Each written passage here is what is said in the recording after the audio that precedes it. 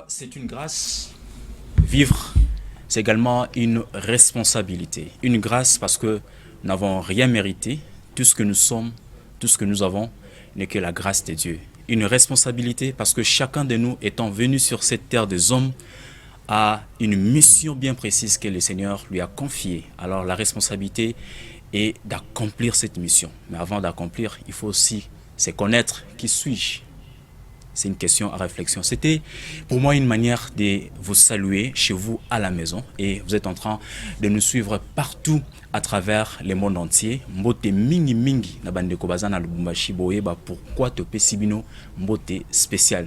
Sur ces plateaux, je suis avec un homme de Dieu, un grand homme de Dieu, je dois le dire comme ça.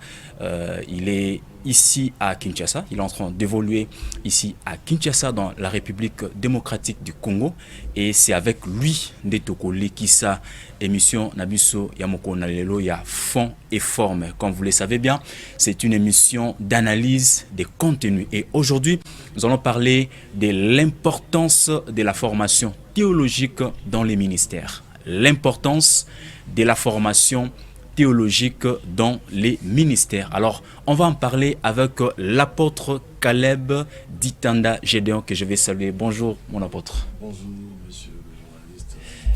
Boni. Nzambazo Batela Ngolo Ezali. Nzambazo Batela Ngolo Ezali. Alors, je vais le rappeler, vous êtes l'apôtre Caleb Gédéon Ditanda. J'aime bien vous appeler l'apôtre Gédéon, et de l'église Ebenezer.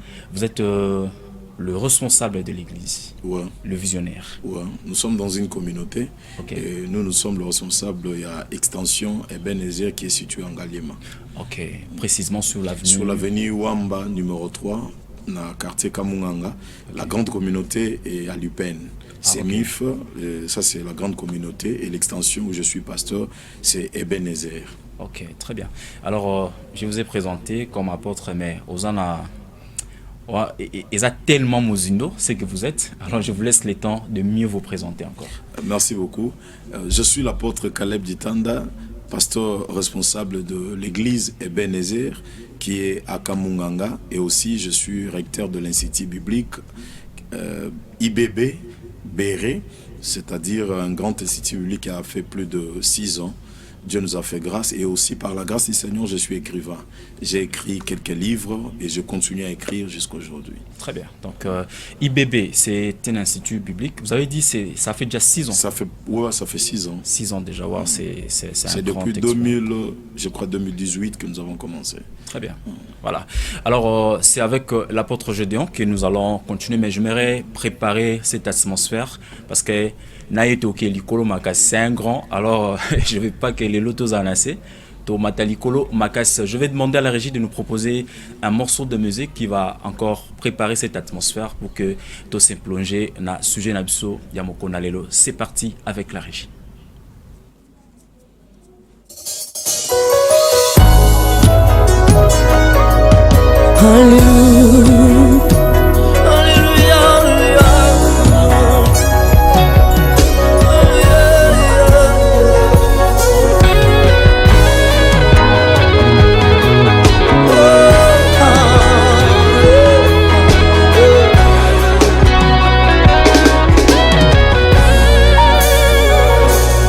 Naye mobimba na mikabi na yo mobimba liboso na yo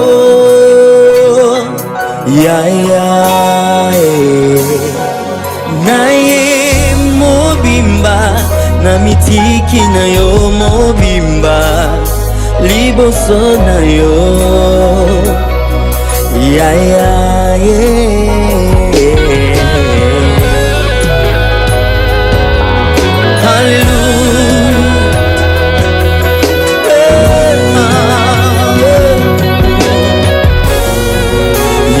Kisinga bolingo ya solo nekulusu oyo moto akokate chante encore nangomba Golgotha yawe makila etangaki mponanga Yesu nanga yolakisinga yawe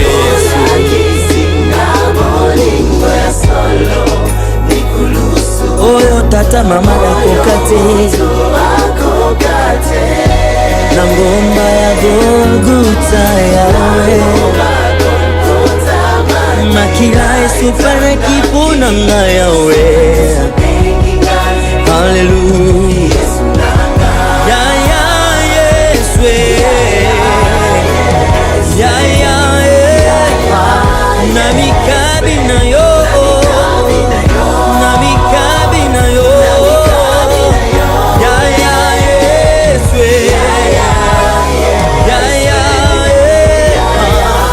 na mikabi na yo na mikabi na yo ya Yesu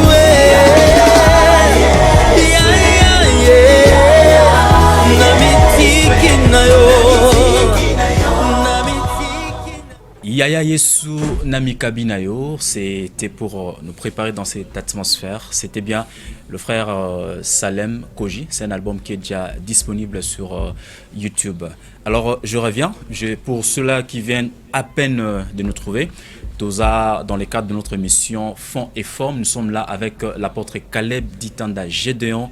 Il est pasteur à l'église Ebenezer, ici dans la République démocratique du Congo, plus précisément à Kinshasa, dans la commune d'Engalima. C'est avec lui que nous allons développer ces sujets, l'importance de la formation théologique dans les ministères. Alors, apôtre, Batebe Balobaka, Ponanim, Zamba Bingio, le Saint-Esprit est là. Pourquoi faut-il encore faire une formation théologique? Ok. Merci beaucoup. Je vais répondre à cette question parce que nous étions tous victimes de ces propos. C'est ce qui a mené beaucoup d'erreurs dans l'interprétation de la parole de Dieu. Si aujourd'hui nous avons beaucoup d'erreurs et nous avons beaucoup de déshérésies dans le milieu religieux, c'est parce que nous avons refusé d'apprendre les choses qui concernent Dieu. Parce que déjà il y a une mauvaise conception de ce que les gens définissent ou donnent à la théologie. La théologie, des fois, n'est pas ce que les gens disent à la cité. Pour découvrir ce qu'est la théologie, il faut aller là où on fait la théologie.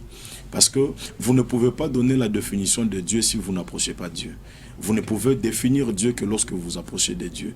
Parce que Dieu n'est pas des fois ce que l'on voit de loin. On connaîtra mieux Dieu quand on s'approche de Dieu. La théologie, en fait, est un pensa important dans le milieu Yabana Nanzambe. Moi, je vais aller plus loin. Même un païen peut faire la théologie. Un païen peut faire la théologie pour avoir la connaissance de certaines choses. Parce que la théologie, d'abord, nous apprenons sur Dieu, mais nous avons des universités théologiques. Il y a des professeurs païens qui donnent cours sur la théologie parce qu'ils ont appris la science. Mais il y a une différence, la théologie comme science, et il y a la théologie qui va dans le sens de la profondeur de ce que vous connaissez, la connaissance avec Dieu. Parce que vous allez lire avec moi dans Actes des Apôtres, chapitre 22, verset 3. L'apôtre Paul est en train de dire, il confirme, il dit je suis juif. Il dit je suis juif, ne grandis ici, mais il est en train de vanter, il dit j'ai appris des choses, j'ai augmenté la connaissance auprès de Gamaliel. Gamaliel est un grand enseignant de la théologie, de la science de Dieu. Parce que la théologie est tellement mal définie. Les gens pensent que lorsqu'on fait la théologie, on devient pasteur. La théologie ne fait pas de quelqu'un pasteur. Okay. La théologie ne fait pas de quelqu'un pasteur. Ce n'est pas parce que je fais la théologie que je suis devenu pasteur. Le ministère est un appel. Okay. Le ministère est un appel et la théologie, je peux aller plus loin pour dire, la théologie, c'est juste une science qui nous donne de l'information sur les choses liées à Dieu. Okay. Et la théologie nous enseigne et nous aide à comprendre la Bible, à comprendre les choses liées à Dieu. Parce que, vous savez, il y a beaucoup de versets qui souffrent de mauvaises interprétations parce qu'on a refusé de faire la théologie. On pensait autrefois que la théologie était occulte, il y avait des occultistes qui faisaient la théologie, on a insulté autrefois que non, la théologie, la science, occultiste. Or, c'est faux. La théologie est une science normale parce que nous avons dans la théologie, je peux profiter pour faire la définition. Non, on va y arriver. Okay. Alors, mais parce que, en fait, le problème, c'est qu'il y a même quelqu'un qui avait dit, c'était un étudiant, il est parti faire la théologie, il a dit, il était tellement déçu d'aller faire la théologie parce que des choses qu'on lui a enseignées, Et bah, à un moment donné, ça lui même qu'il commençait même à douter de Dieu parce que même des professeurs qui les enseignaient, et parmi ces professeurs, il y a même ceux-là qui sont presque, on peut les dire, des athées. Donc, donc Abi, il a préféré ne pas faire la théologie. Et Ok. Alors, comment vous encouragez les gens à aller faire la théologie? D'accord, je crois que c'est un bon point que vous avez soulevé. Il y a une différence parce que quand vous allez faire la théologie auprès d'un athée, et vous allez faire la théologie auprès d'un homme ouin qui a l'esprit de Dieu, il y aura une différence. Parce que la théologie comme science, où vous allez prendre dans une université, dans un institut de la place de la ville, une université qui a autant la théologie comme science, c'est différent de celui qui va faire la théologie auprès d'un homme ouin qui a la connaissance de la parole de Dieu. Parce que nous avons de preuves, vous allez voir l'apôtre Paul qui a appris les choses de Dieu auprès de Gamaliel. C'était un homme fort, un homme puissant. Mais l'apôtre Paul n'a pas seulement appris de Gamaliel parce qu'il avait déjà l'information, il persécutait le chrétien. C'est-à-dire il avait une autre information de Dieu. C'est ça le mal. Les gens vont dans l'université, mais ils apprennent ou on leur donne d'autres informations sur Dieu qui n'est pas une information correcte par rapport à la révélation et par rapport à la Bible. Parce que la théologie, c'est du faire. Il y a une théologie pratique, les gens sont théoriques, mais il y a une théologie qui vous amène dans la profondeur aux Écritures, dans la révélation de la parole de Dieu. Moi, j'encourage les gens à faire la théologie parce que vous allez voir, quand vous êtes seulement limité dans la science, vous vous limitez dans la science, on vous dit Dieu comme ça c'est plus philosophique. Les gens sont plus philosophiques. Un philosophe qui vous enseigne sur la théologie, sur Dieu, il ne connaît pas Dieu. Comment vous enseignez quelqu'un que vous ne connaissez pas? Vous ne pouvez pas prêcher la Bible quand vous ne maîtrisez pas la Bible. C'est comme ça, les gens prêchent Dieu sans connaître Dieu. Comment je ne suis jamais approché de Dieu, mais je vais prêcher sur Dieu? Ça, c'est une simple philosophie. Très bien. Alors, en vous écoutant, je comprends que même un simple membre de l'Église qui n'est pas appelé au ministère peut aussi faire la théologie. Très important, la théologie n'a pas une tendance. Il n'est pas dit que seulement le pasteur qui doit faire la théologie. La théologie est donnée à tout le monde. C'est une science, c'est une étude qui doit être menée par tout enfant de Dieu. Parce que la théologie nous aide à comprendre et à connaître les choses de Dieu. Parce que si aujourd'hui les églises ont des problèmes, les chrétiens sont trompés, des hérésies dans les églises, c'est parce que les chrétiens ne sont pas enseignés. La théologie est un pont qui vous enseigne sur les choses de Dieu. Il y aura du mal que vous soyez trompé comme ça. Pourquoi? Parce que vous êtes informé. Donc la théologie est comme une science d'information. Elle nous donne des informations sur la parole de Dieu et sur Dieu. Très bien.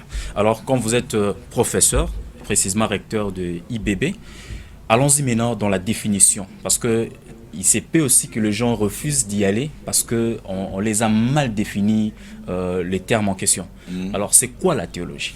Ok, la théologie, nous avons deux mots dans l'expression ou le mot théologie. Nous avons le premier mot, c'est théos, qui veut dire Dieu. Et nous avons le deuxième mot, logie, logos, qui veut dire science ou discours. Donc lorsque nous parlons de la théologie, nous parlons de la science ou l'étude liée aux choses de Dieu. Donc la théologie n'étudie pas Dieu. Parce que Dieu ne peut pas être étudié. Ça c'est fort. Dieu ne peut pas être étudié. On ne saura pas étudier Dieu. Mais on étudie les choses qui sont liées à Dieu. Les choses liées à sa parole, nous étudions pour comprendre. Parce que même si on faisait la théologie 1000 fois, on n'arrivera pas à comprendre la parole de Dieu dans sa totalité. Parce que moi, je prêche la parole de Dieu, j'enseigne la parole de Dieu, mais il y a des choses que je découvre chaque fois que je me dis, je n'ai pas encore prêché. Très bien. Donc difficile de comprendre, d'étudier Dieu. En d'autres termes, la théologie, ce n'est pas l'étude de Dieu, mais l'étude de ce que Dieu a révélé sur lui. Ouais, les choses liées à Dieu.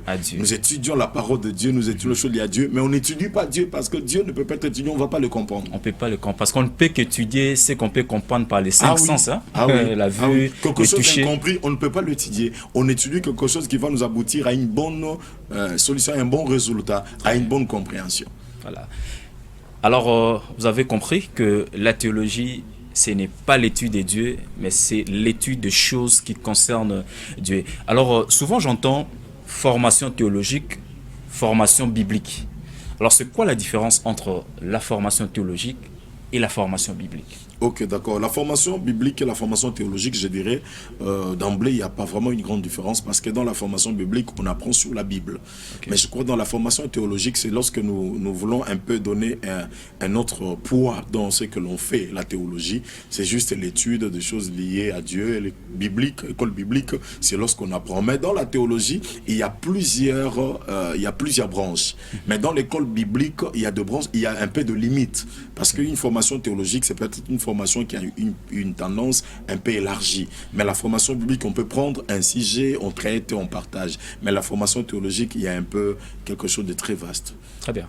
Alors, vous allez faire une formation, vous allez donner une formation à Lubumbashi. J'aimerais qu'on nous illustre l'affiche de la formation qui aura lieu à Lubumbashi. Voilà pourquoi, dans mon introduction, je vous avais salué plus particulièrement vous qui êtes à Lubumbashi. Il y aura une formation. L'apôtre va donner beaucoup de précisions là-dessus. 25 jours de formation accélérée qui est organisée par l'Institut biblique Béré. Tozan apôtre Awa Yenaza, recteur de cet institut biblique. Donc il y aura cette formation biblique dont Tozako encourager bino bokende bandeko bozana Lubumbashi biso bandeko Kinshasa et salama ki ngana rataki yango mais nazozela prochain tour parce que nous on aime la connaissance. Donc alors même si vous avez déjà appris, allez-y encore. La Bible c'est tellement profonde. La Bible est tellement profonde. Alors il faut toujours apprendre. Il y a des très bons cours. Nous aurons beaucoup plus de précisions avec l'apôtre. Alors apôtre, quels sont des cours clés? Parce que là je veux il y a une liste et à la fin vous avez écrit les autres. Donc on sous-entend qu'il y a tellement beaucoup de cours dans la formation théologique.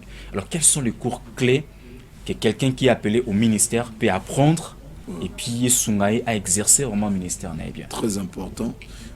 Les cours clés, je dirais tous les cours sont clés. Okay. Tous les cours sont importants, mais il y a des cours qui sont privilégiés pour aider l'homme de Dieu à se maintenir dans le ministère. Nous avons tel que la bibliologie. Okay. C'est le premier cours que moi j'appelle les cours clés. C'est vraiment un cours clé, la bibliologie, parce que j'ai toujours dit même aux étudiants à l'Institut, vous ne pouvez pas prêcher un livre que vous ne maîtrisez pas. Les combles que les gens prêchent la Bible sans connaître la Bible. Parce qu'il y a des versets qui souffrent d'interprétation, qui souffrent de contradictions, de mauvaises interprétations. Vous allez voir. Pourquoi je commence par la bibliologie? La bibliologie est un cours qui vous aide à connaître la Bible. Il y a des gens qui prêchent la Bible, mais sans connaître la Bible en fond. Okay. Habiter Bible comment on a monoko nini, habiter Bible ils en a combien de parties, habiter Bible ça a combien d'années pour bako mango, et habiter différence entre inspiration et illumination. Vous allez voir quelqu'un qui lit la Bible et qui dit Dieu m'a inspiré sur Jean chapitre 3. Or aujourd'hui Dieu n'inspire plus. Okay. Dieu n'inspire plus en termes d'écriture. Dieu illumine. Le lecteur n'est pas inspiré, le lecteur est illuminé pour la compréhension de ce qui est écrit. L'inspiration était un acte qui concernait les écrivains de la Bible. Mais vous allez voir un prédicateur qui dit Dieu m'a inspiré sur Jean chapitre 3. Bon, c'est un langage vulgaire qu'on peut utiliser. Quelqu'un peut dire que non, dans le Bible, on peut comprendre. Mais en réalité, le terme inspiré était un terme qui devait être utilisé, qui était utilisé seulement par les auteurs, les écrivains de la Bible, parce qu'ils ont reçu de l'esprit l'inspiration. Mais nous qui lisons la Bible, on n'a pas besoin d'inspiration. Nous, c'est l'illumination. C'est l'éclairage, la lumière que Dieu nous donne sur les Écritures. Pardon, apôtre. Oui. Mettez une pause dans ce que vous dites. Pardon, n'oubliez pas ça. Je vais revenir. J'ouvre une petite parenthèse. C'est un tout petit peu polémique. Il y a quelqu'un qui a dit que l'inspiration, c'est le monde de Dieu, ainsi de suite. Elle est plus forte que les Écritures. Et c'est vrai. Waouh. D'accord. L'inspiration est définie comme en grec théopnostos, c'est le souffle de Dieu. L'écriture n'a pas la vie si Dieu n'a pas soufflé. Okay. Pour que l'écriture vivifie, il faut que Dieu libère le souffle. Okay. Donc c'est que l'inspiration, le souffle qui sort de la bouche de Dieu est plus puissante que la simple écriture. Parce que l'écriture devient forte lorsqu'elle est inspirée. Voilà pourquoi plus la Bible dit, la foi vient de ce qu'on entend, et ce qu'on entend vient de la parole de Christ. La Bible n'a pas dit la foi vient de ce qu'on entend vient de la parole de Dieu. Beaucoup de prédicateurs ne savent pas, ignorent cette petite vérité. La Bible dit la foi vient de ce qu'on entend vient de la parole de Christ. Pourquoi de Christ? Parce que le mot Christ est Christos qui veut dire roi. C'est-à-dire c'est pas toute écriture qui donne la vie, c'est l'écriture qui est want qui donne la vie. Okay. Donc, mais lui, quand il parlait de l'inspiration est plus forte que les Écritures, il parlait des Écritures, c'est-à-dire de la parole qui est déjà inspirée par Dieu. Donc il parlait de la Bible. Alors comment est-ce que l'inspiration peut être encore plus forte que ce qui est déjà inspiré par Dieu et on a écrit? Bon, je crois, je ne sais pas là, le contexte dans lequel il a dit ça. Je ne voudrais pas. D'accord. Vraiment. J'appuie mon bouton, j'enlève la pause. Revenez dans ce que vous disiez. Ouais. Alors, je disais, la Bible, les prédicateurs oublient qu'il y a des versets qui doivent être interprétés aussi par la connaissance de la langue. C'est très important. Parce que vous allez voir le verset tel que Jean chapitre 10, verset 10. Jésus dit, le voleur ne vient que pour égorger, tuer, détruire et voler. Nous interprétons directement d'emblée que c'était le diable. D'ailleurs, c'est ce qu'on a toujours prêché. Oui, c'est ce qu'on a toujours dit. Que Jésus était en train de dire que Satan a koboma peut kozwa. Or, Jésus, dans sa conception, dans sa première conception, Jésus ne faisait pas allusion à Satan. Ah, mais c'est quoi les voleurs là? Jésus ne parlait pas de Satan. Dans le contexte de ces versets, Jésus est en train de parler de pharisiens et de scribes. Okay. Jésus voulait simplement dire que les pharisiens et les scribes par leurs faux enseignements, vous avez la mort. Parce que là où la parole est prêchée mal, il y a la mort qui est donnée. Et quand est-ce que le voleur vole? C'est lorsque vous prêchez mal et vous prenez les offrandes. Ouf! Donc, quand Jésus disait que le voleur ne vient que pour égorger, tuer, Jésus, dans sa première pensée, n'avait pas pour penser le diable. Jésus n'a pas fait beaucoup cas au diable dans ses prédications. C'est l'église d'aujourd'hui qui parle beaucoup de Satan au lieu de parler de Jésus. On y reviendra. Mais comment vous avez découvert ces contextes-là? Parce que quand on lit, comment on peut découvrir les contextes? Raison pour laquelle j'étais en train de parler d'abord de cours. Vous m'avez demandé de parler de bibliologie. Cours. Bibliologie. Très bien. Alors j'étais en train de faire un petit exercice sur la bibliologie pour faire voir au peuple de Dieu que la bibliologie est importante. Parce qu'elle va vous aider comme ça. Vous voyez, tel que ces versets-là dont je vous ai donné. Satan, sans pour autant prendre d'abord le contexte de ces versets. Or, dans ces contextes, Jésus parlait des pharisiens, de scribes, de faux enseignants qui, par leurs faux enseignements, donnaient la mort et puis ils volaient le richesse du peuple. Parce que quand ils enseignaient mal, on leur donnait des offrandes, ils prenaient de bien du peuple. Et ça donnait la mort. Ça égorgeait parce que le mauvais, l'hérésie, la mort est donnée aussi par le faux enseignement. Mon peuple périt faute de connaissance. Vous voyez des versets comme ça. Alors, parce que la bibliologie va vous aider maintenant à comprendre ces choses. Jésus dit sur la croix, mon père, pourquoi m'as-tu abandonné? Quand vous ignorez la langue, vous allez dire que Jésus était abandonné par son père. Jésus était abandonné, Papa Sundola qui est, c'est que Jésus n'était pas Dieu. Or ici, Jésus quand il dit, Père, pourquoi m'as-tu abandonné? Jésus est ici comme fils. Il dit, Père, tu m'as abandonné. Le verbe abandonner ici dans ces versets ne signifie pas de laisser, signifie juste détourner le regard. Pourquoi? Okay. Parce qu'un père responsable ne peut pas regarder comment on massacre son fils. Okay. Dieu ne pouvait pas regarder longtemps. Voilà pourquoi il a détourné le regard. Alors le fils crie, Père, pourquoi tu as tourné le regard? Regarde comment on me fait. Le père dit, je ne peux pas regarder, sinon je risque d'intervenir. Parce que là, tu dois mourir. Alors s'il intervenait, la mission serait biaisée. Parce qu'il était venu pour ça. Alors le père ne devait pas regarder ça. Il dit, je ne regarde pas. Parce qu'un père responsable ne peut pas regarder qu'on massacre son fils jusqu'à la fin. Il doit intervenir. Alors pour ne pas intervenir, je ne dois pas regarder ça. C'est alors que le fils interpelle le père. Non, regarde, parce que c'est toi qui m'as envoyé. Mais tout ça, c'est la bibliologie qui va vous aider. Vous allez connaître le langue de la Bible. Parce que quand les langues de la Bible ne sont pas connues, papa, on aura des problèmes. Parce que même l'apôtre Paul, beaucoup de versets de l'apôtre Paul, écrits par l'apôtre Paul, causent beaucoup de problèmes à l'église aujourd'hui. Parce que les gens ignorent que la Bible est un livre qui appartient à un peuple. Et ces peuples avaient une langue. Ces peuples avaient une culture. Vous allez voir de versets tel que quelqu'un qui dit « Une femme ne peut pas porter le pantalon ». Il donne le verset, il dit non, une femme ne peut pas porter le pantalon parce que la Bible dit dans Deutéronome chapitre 22 verset 5, une femme akolata bilamba mibalite et puis mobali akolata bilamba basite. Mais il faut se poser la question, est-ce qu'au temps de Deutéronome, au temps de Moïse, il y avait le pantalon? C'est tout le monde qui est en robe. Nous avons l'exemple d'Aaron, de Moïse et de Jésus qui était en robe. Mais quand la Bible dit une femme ne mettra pas d'habillement d'homme et un homme ne mettra pas d'habillement de femme, il faut aller dans le langue de la Bible. Le mot habillement utilisé dans ces contextes dans la Bible veut dire habitude, comportement. Donc la Bible voulait dire... Apôtre, au Pessacourt, moni bat banga ba na Lubumbashi oh mona mtabiti journaliste tikalaka wana comme ça tous aura déjà courant. Moi j'aimerais que vous continuez d'abord à donner les cours. Nous avons la bibliologie, okay. Nous avons l'herméneutique. L'herméneutique, c'est l'art d'interpréter. Okay. Nous avons l'homilétique, l'art de communiquer, l'art de parler à l'auditoire, de prêcher. Nous avons l'hébreu biblique, très important, un cours important, l'hébreu biblique, parce que c'est vraiment une langue maîtresse aussi de la Bible. Nous avons l'hébreu biblique, nous avons... donc il y a l'hébreu standard et l'hébreu biblique. Nous avons l'hébreu biblique et l'hébreu populaire, parce que quelqu'un peut apprendre à parler l'hébreu. On peut apprendre à parler l'hébreu qui n'est pas biblique, mais on parle l'hébreu comme une langue.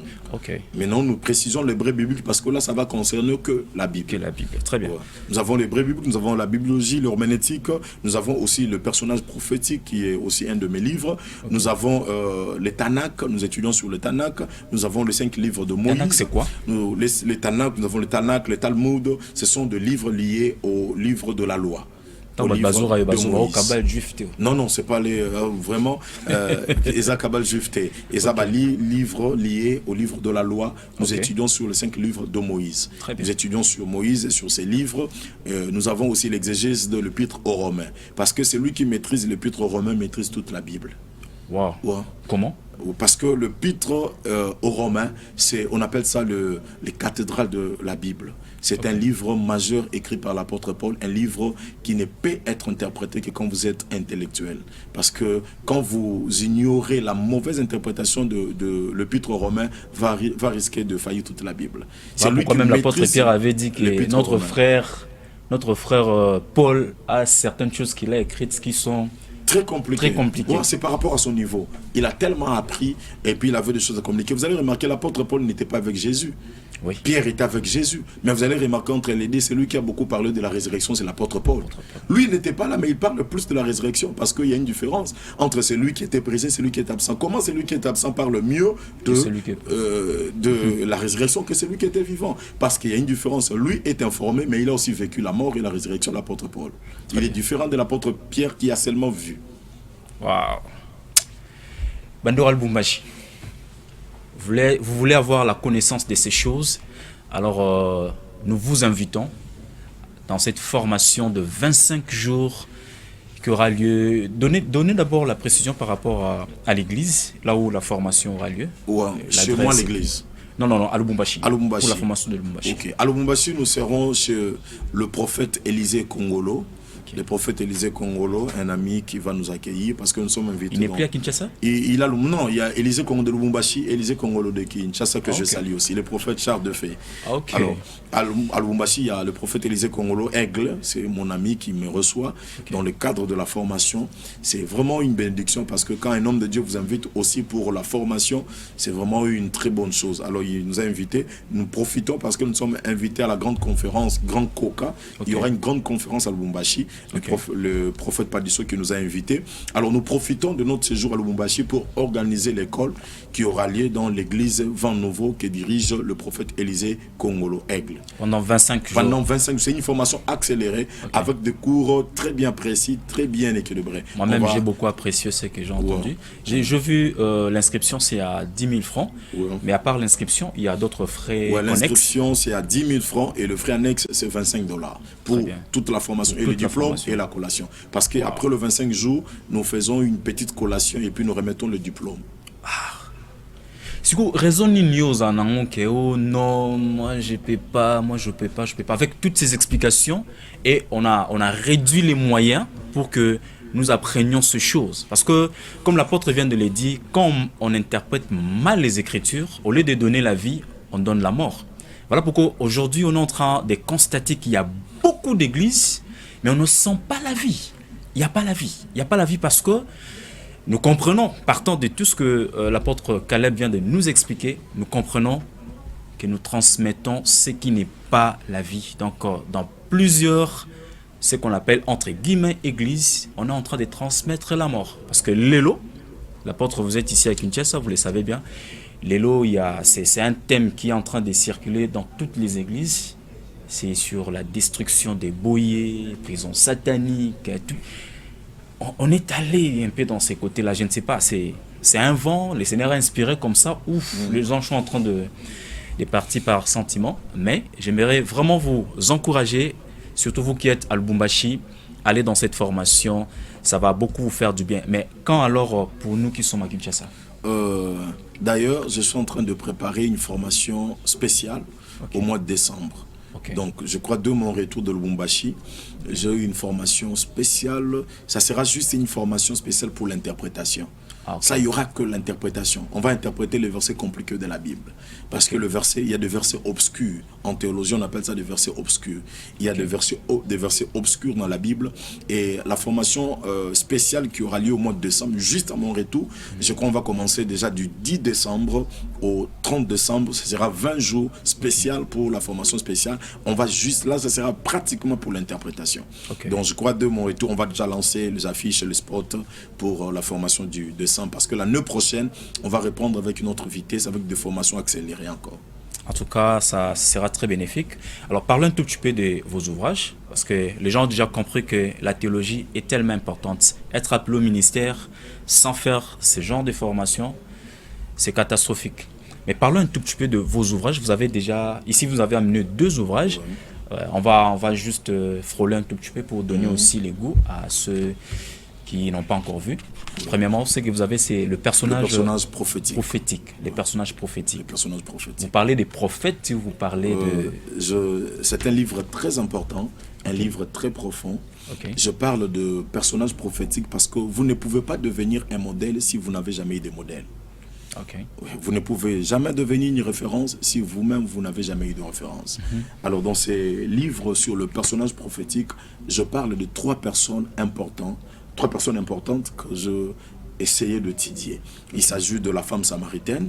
C'est une femme négligée dans la Bible parce que il semble qu'elle est prostituée, elle est adultère.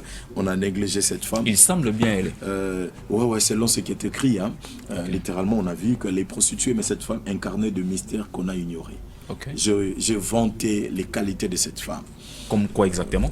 J'ai parlé de la femme samaritaine. J'ai dit ceci, la femme samaritaine, elle est une femme prostituée, je n'en conviens pas, mais aussi parlons de positivité et de points importants qu'incarnait cette femme. Cette femme, elle est prostituée, elle est adultère parce qu'elle a ici Marie, comme le dit la Bible, mais j'aime la qualité de cette femme. Cette femme incarnait une grâce prophétique. La Bible déclare quand elle est venue auprès de Jésus, quand Jésus est venu et discutant avec Jésus, elle a dit à Jésus, je vois que tu es un prophète. La voyance était une partie donnée au ministère prophétique, parce que autrement le prophète est appelé voyant. Alors quand cette femme dit je vois, c'est que c'est la grâce prophétique qui se met à manifester. Mais ce que j'aime avec cette femme, elle n'a pas prophétisé sur n'importe qui, elle a prophétisé. Donc son premier exercice prophétique, elle l'a fait sur Jésus. Elle a prophétisé sur Jésus, que nous appelons Dieu. Donc cette femme qui était prostituée incarnait une grâce prophétique. Mais ce que j'aime, c'est quoi? J'ai dit dans ce livre, il y a de grâces qui ne se manifestent que par les bons contacts. Parce que cette femme avait une grâce prophétique, mais tous ses maris n'ont pas aidé cette femme à exercer le don. Mais lorsqu'elle a rencontré Jésus, le don s'est manifesté. Donc il y a des gens qui sont porteurs de dons, mais qui étouffent le don et qui ne se manifestent pas ce don-là parce qu'ils n'ont pas fait de bonnes rencontres. Toute bonne rencontre que tu fais dans la vie fait découvrir un talent qui se cache en toi. C'est ce que je dis dans ces livres. Et cette femme, par les contacts avec Jésus, c'est là stimuler la grâce prophétique. Mais aussi, ce que j'aime dans cette femme, malgré qu'elle a prophétisé, elle n'a jamais dit, elle ne s'est jamais s'autoproclamée prophète. C'est ça le comble. Donc, dans cette ville, dans ces pays, nous avons des femmes samaritaines qui sont des prophètes par les contacts, mais pas du ministère. Cette femme est devenue prophétesse par les contacts. Tu peux prophétiser parce que tu es aux côtés d'un prophète. Parce que les grâces les contacts là, ça a déclenché. Vous allez voir l'ânesse de Balaam, parce que dans ces livres j'ai comparé la femme samaritaine à l'ânesse de Balaam. L'ânesse de Balaam, l'ânesse est citée parmi les animaux impurs parce qu'il n'était pas mangeable. Mais voilà que parce qu'il s'attachait à Balaam et parce que Balaam montait sur lui, il a libéré le message. Il a dit je vois un ange. Or, Balaam était prophète, il n'a pas vu, mais l'ânesse a vu. C'est qu'il y a des gens qui peuvent prophétiser parce qu'ils sont aux côtés d'un prophète, mais cela ne fait pas de lui prophète. Et nous avons des problèmes. Nous avons 2 prophètes par le contact, mais ils sont appelés prophètes. Et cette femme était prophétesse, mais elle ne s'est jamais s'autoproclamée prophétesse. Je parlais de ça, et puis je parlais de notre point de la femme samaritaine. J'ai dit, c'est une femme qui avait la connaissance de ce père. Elle a discuté avec Jésus. Elle a dit à Jésus, peu importe ce que tu es, je connais Jacob, notre père. Il nous a dit, donc une femme qui défendait la paternité. Voilà la qualité de cette femme. Elle défendait la paternité. Et puis elle avait des informations sur l'adoration. Bien que Jésus l'a corrigé, mais du moins elle dit, nos pères nous ont dit. Elle gardait le message de paix. Aujourd'hui, la jeunesse, la nouvelle génération a enlevé les bornes. Il a renversé les bornes. Le père a posé les fondements et nous avons renversé. Mais cette femme a gardé le fondement de ses pères. Bien que c'était hérétique, mais elle a gardé cela. Parce qu'elle a été enseignée par ses pères pour aller adorer à Jérusalem. Et j'ai parlé aussi de Joseph comme fils de Jacob. Joseph qui est fils de Jacob, vous allez voir dans le livre d'Exode. Donc Exode chapitre 1er, on parle de Joseph. Or en réalité, le livre d'Exode est un livre où on devait parler de Moïse. Mais Joseph est venu pas être cité dans le livre de l'Exode. Et puis au premier chapitre, pour dire que quand dans votre génération vous allez faire un bon travail, on va vous citer dans la génération à venir. Vous ne pouvez pas être cité dans une génération quand il n'y a pas des empreintes. Alors ici j'ai parlé de Joseph et j'ai parlé de tout ce que Joseph a vécu dans sa vie. Mais qu'est-ce qu'il y a à voir entre le personnage prophétique et Joseph? Parce que dans Joseph, vous avez juste dit qu'il s'agissait de ce qu'il a fait dans la génération précédente et qu'on a eu à les citer dans la génération qui est venue après. Alors qu'est-ce qu'il y a à voir dans Joseph, dans ce que vous avez donné comme titre dans le personnage prophétique, c'est-à-dire nous avons pris les personnes dans la Bible qui ont fait une histoire, des personnes qui sont emblématiques dans la Bible et nous avons étudié sur ces personnes. Et Joseph, on ne peut pas parler de toute la Bible sans parler de Joseph. Joseph est un grand modèle pour la génération. Joseph. À un moment, il est même le type du Christ. Oui, il est le type du Christ. Joseph nous apprend sur l'épargne et la gérance. Joseph nous apprend sur la fuite de l'impudicité. Il a fui la femme de Potiphar. Donc Joseph est un modèle, un personnage à étudier. Et tout en vit à Joseph comment il est devenu la provision de sa famille. Et puis nous avons aussi étudié sur Métouchéla, un homme négligé dans la Bible, mais qui est important. Métouchéla, le petit-fils de Noé. Métouchéla, son nom en hébreu signifie après moi viendra. Après moi viendra. Et qu'est-ce qui va venir après lui? C'était les déluges. C'est quand Métouchéla est mort que les déluges est venu. J'ai voulu simplement dire dans ces livres, il y a des personnes qu'il faut garder dans la vie. So mutuana longue déluge na vie na yo. De ça il faut garder la vie. C'est comme les personnes Métouchéla. Et éviter que Métouchéla meure. Même à l'église, il y a des gens qu'il faut garder. Il ne faut pas laisser partir. Ils sont des Métouchéla. D'autres personnes, il ne fallait pas faire l'église. Batika na ma koulou. Baza pas Métouchéla, fallait bazala na nous. Voilà. Parce que sur au Koufi délige. C'est voilà le personnage prophétique. Il y a tellement beaucoup de choses. Non, c'est tellement profond. On ne saura pas tout détailler. Donnez-nous une idée aussi sur le deuxième livre. Le deuxième livre, c'est sur le sang de Jésus. Un petit livre mais costaud. Un petit livre mais très profond. Nous avons parlé sur le sang de Jésus-Christ parce qu'il y a un sérieux problème. Rapidement, je vais dire quelque chose. Il y a un sérieux problème aujourd'hui. Les gens invoquent le sang de Jésus. Vous allez écouter un serviteur de Dieu qui dit c'est comme si le sang de Jésus-Christ a été répandu pour être utilisé comme une peinture. Mais non, on l'utilise aussi pour en fait ça n'a aucun sens biblique. C'est un gaspillage du sang de l'agneau. Le sang de Jésus-Christ n'a pas été versé pour être utilisé comme une peinture, non plus pour être utilisé comme un tapis roulant, mais le sang de Jésus-Christ a été versé pour sauver mon âme, mon esprit et mon corps. Je suis sauvé par le sang de Jésus. Donc les chrétiens, nulle part dans la Bible vous aurez un exemple de Jésus qui a invoqué le sang ou d'un apôtre qui a invoqué le sang. Non, mais parlant de Kosopamakila, Yesu, ainsi de suite. Mais quelque part aussi, je crois dans Apocalypse, il est écrit, ils l'ont vaincu à cause du sang de l'agneau. Ils l'ont vaincu à cause du sang. C'est quoi? C'est parce que le sang a été versé. Ça, c'est la guerre, la bataille. On a remporté la victoire parce que le sang a coulé. Parce qu'il n'y a pas de victoire dans une guerre si le sang ne coule pas. Et Jésus-Christ a versé son sang. Et à cause de ces sangs versés, nous avons la victoire. Mais la Bible n'a pas dit devant invoquer le sang. Vous invoquerez l'Éternel votre Dieu. On n'invoque pas les sangs. On n'invoque pas les sangs. On invoque Jésus. Ce sont des hérésies, des erreurs qu'on a glissées dans l'église et ça a resté. Et ça passe jusqu'à aujourd'hui. Vous allez voir dans une église, on dit Tobele la moto. Par exemple, Tobele la moto quitta. Et les chrétiens sont là, Tobele la moto. Et quand vous posez la question, pasteur Bobé la moto, il te répond, Dieu est le feu de vos rangs. Mais n'oubliez pas que Dieu est aussi l'eau de la vie. C'est qu'invoque aussi l'eau.